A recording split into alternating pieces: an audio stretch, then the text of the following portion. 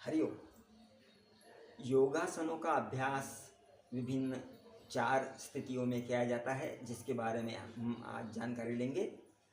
सर्वप्रथम दंड स्थिति यानी खड़े रहकर, बैठक स्थिति बैठकर, शयन स्थिति पीठ के बल लेटकर और विपरीत शयन स्थिति में पेट के बल लेटकर आसनों का अभ्यास किया जाता है। सर्वप्रथम पीठ के बल लेटकर उत्तान पादासन, अर्धचक्रासन, चक्रासन, पवन मुक्तासन, सर्वांगासन, मत्स्यासन, हलासन आदि का अभ्यास किया जाता है तथा इस अवस्था में विश्रांति के लिए शवासन का अभ्यास अवश्य करें। पेट के बल यानी विपरीत शयन स्थिति में भुजंगासन, शलभासन, धनुरासन, नौकासन आदि अभ्यास किया जाता है तथा इस अवस्था में विश्रांति के लिए मकरासन यह आसन अवश्य करें।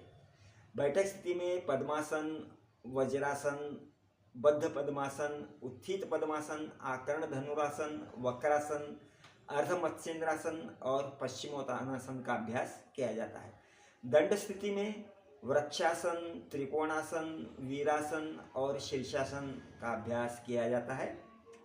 इन सभी आसनों में शरीर के आंतरिक और बाह्य अंगों पर तनाव और दबाव की स्थिति बनती है और उस अवस्था में कुछ देर रुकने पर, स्थिर रहने पर शरीर के उन संबंधित अंगों की कार्यक्षमता में वृद्धि होती है, सुधार होता है और व्याधियां कम होने लगती है।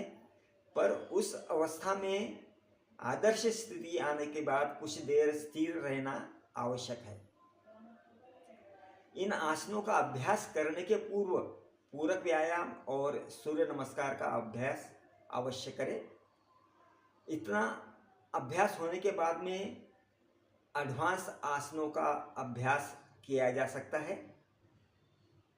इन आसनों के बीच में अवस्था परिवर्तन और कपालभाति का अभ्यास निश्चित रूप से करें, जिससे योगासनों का पूर्ण लाभ हमको प्राप्त होगा।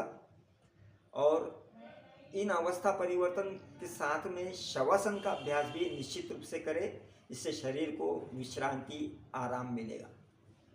हरिओम।